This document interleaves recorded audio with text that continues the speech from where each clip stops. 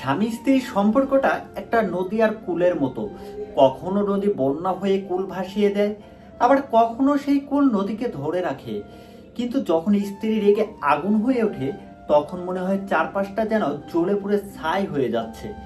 ঠিক সেই সময়টাতে প্রয়োজন ধৈর্য, ভালোবাসা আর বোঝাপড়ার। আজকের গল্প সেই ধৈর্যের আর সেই ভালোবাসার, যা রাগের আগুনকে নিভিয়ে শান্তির আলোয় রূপান্তরিত করে। রাত তখন প্রায় 10টা। ফয়সাল অফিস থেকে ঘরে ফিরল। সারাদিন প্রচন্ড কাজের চাপ, মাথা ভারী হয়ে আছে। দরজা খুলে ভেতরে ঢুকেই সে বুঝতে পারলো ঘরে অস্বাভাবিক একটা নীরবতা। টিভি চলছে কিন্তু শব্দ নেই। রান্নাঘরে হাঁড়িতে খাবার আছে কিন্তু টেবিলে কিছু সাজানো হয়নি। তখন ফয়সাল ধীরে ধীরে নাহিদাকে ডাক দেয়, আমি এসেছি। কোনো সাড়া নেই। কিন্তু কিছুক্ষণ পর শোবার ঘর থেকে বের হলো নাহিদা। মুখটা গম্ভীর, চোখে আগুন। এত রাতে আসার কারণ কি? আমি তোমার জন্য অপেক্ষা করে বসে থাকবো সারা জীবন? ফয়সাল বুঝতে পারলো ঝড় শুরু হয়ে গেছে। অফিসে একটু বেশি কাজ ছিল, তাই দেরি হয়ে গেল। অফিসে কাজ নাকি বাইরে বসে আড্ডা? তুমি কি বুঝতে পারছো আমি সারাদিন ঘরে একা থেকে কতটা কষ্ট পাই? ছেলে মেয়ের পড়াশোনা, সংসারের সব টেনশন আমার একার ঘাড়ে, আর তুমি শুধু বলো অফিসে কাজ। কথার ঝড় থামছেই না। ফয়সাল চুপচাপ দাঁড়িয়ে শোনে। রাগে নাহিদার চোখ লাল হয়ে উঠল। সে টেবিলে রাখা গ্লাসটা টেনে নিল। হঠাৎ সেটা মেঝেতে ছুঁড়ে মারল। এই সংসারটা কি শুধু আমার জন্য? আমি একটুও সময় দাও না আমাকে, একটুও ভালোবাসা দেখাও না? এসব কি শুধু আমার?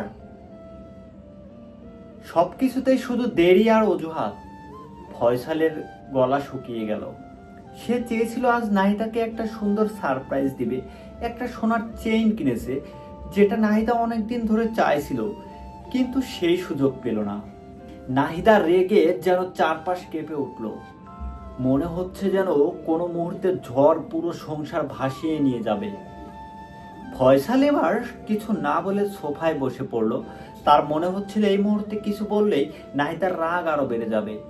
চুপচাপ করে থাকা ছাড়া আর কোনো উপায় নেই। নাহিদা আবার বলল, তুমি কি একটুও বোঝো আমাকে? আমার কষ্ট বোঝো? ভেবেছো কখনো আমি সারাদিন কেমন করে সংসার সামলাই? কারো সঙ্গে কথা বলার মানুষ নেই, শুধু তুমি একমাত্র ভরসা। অথচ তুমি অফিস অফিস অফিস।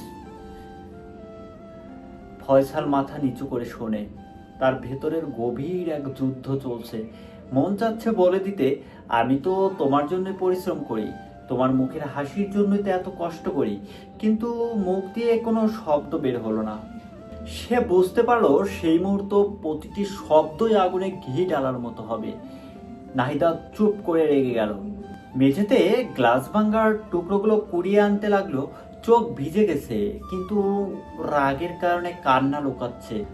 ফয়সাল চুপচাপ তাকিয়ে আছে তার দিকে। মনে পড়ে গেল তাকে বিয়ের প্রথম দিকের দিনগুলো। নাহিদা ছোট ছোট বিষয়ে খুশি হতো।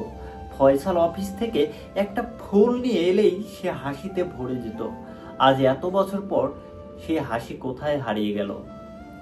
ফয়সাল হঠাৎ উঠে দাঁড়ালো, কাছে গিয়ে ধীরে ধীরে বলল, নাহিদা, মনে আছে আমাদের প্রথম বিয়ের পরের দিনগুলো? আমরা কতটা স্বপ্ন দেখেছিলাম। তুমি বলেছিলে ছোট ছোট সুখের সংসার বড় হয়। আমি চাই না আমাদের সেই স্বপ্ন ভেঙে যাক। নাহিদা চুপ করে রইল, তবে তার চোখে একটু হলেও নরম ভাব ফুটে উঠেছে। ফয়সাল পকেট থেকে ছোট্ট একটা বক্স বের করলো, টেবিলে রেখে বলল, আজকে তোমার জন্যই দেরি হলো। আমি ভেবেছিলাম তোমাকে একটা সারপ্রাইজ দেব। কিন্তু নাহিদা অবাক হয়ে তাকালো। ধীরে ধীরে বাক্সটা খুললো। ভেতরে ঝলমলে একটি সোনার চেন। এক মুহূর্তে তার চোখ থেকে অশ্রু গড়িয়ে পড়লো। সে গলায় হাত দিয়ে বলল, আমি রাগ করেছি ঠিকই, কিন্তু তুমি যে আমাকে এতটা ভেবে কিছু করেছো, সেটা আমি ভুলে যাই কেন জানো? হয়তো তোমার জন্য প্রতি আমার প্রত্যাশা অনেক বেশি। তুমি আমার জীবনের সবচেয়ে কাছের মানুষ বলেই তোমার থেকে সবকিছু বেশি চাই। ফয়সাল ধীরে ধীরে নাহিদায় হাত রেখে বলল, তোমার প্রত্যাশাই তো আমার বেঁচে থাকার শক্তি। তোমাকে কষ্ট দিতে চাই না কখনো।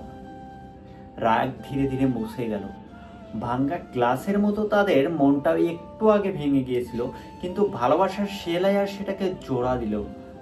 ফয়সাল বলল, তুমি জানো প্রতিটি সংসারে রাগ আসে, কিন্তু সেই রাগকে যদি আমরা ভালোবাসায় ভরিয়ে দেই তবে তা আলো হয়ে জ্বলে ওঠে। আমি প্রতিদিন চেষ্টা করব তোমার হাসিটা ধরে রাখতে। নাহিদা মাথা নিচু করে হাসলো। সে বুঝলো রাগ আসলে ভালোবাসার আর একটা রূপ, কারণ যাকে ভালোবাসা হয় না তার উপর কোনো রাগও করে না। এই গল্প আমাদের শেখায় দাম্পত্য জীবনে রাগ আসবেই, ঝগড়া হবেই, কিন্তু আসল কথা হলো কে কতটা ধৈর্য ধরে সেটাকে সামাল দিতে পারে। কখনো নীরবতা রাগকে কমিয়ে দেয়, আবার কখনো ছোট্ট একটি উপহার অনেক বড় ভালোবাসার প্রকাশ হয়ে ওঠে। সম্পর্কের আসল শক্তি হলো বোঝাপড়া আর ক্ষমা করার মানসিকতা।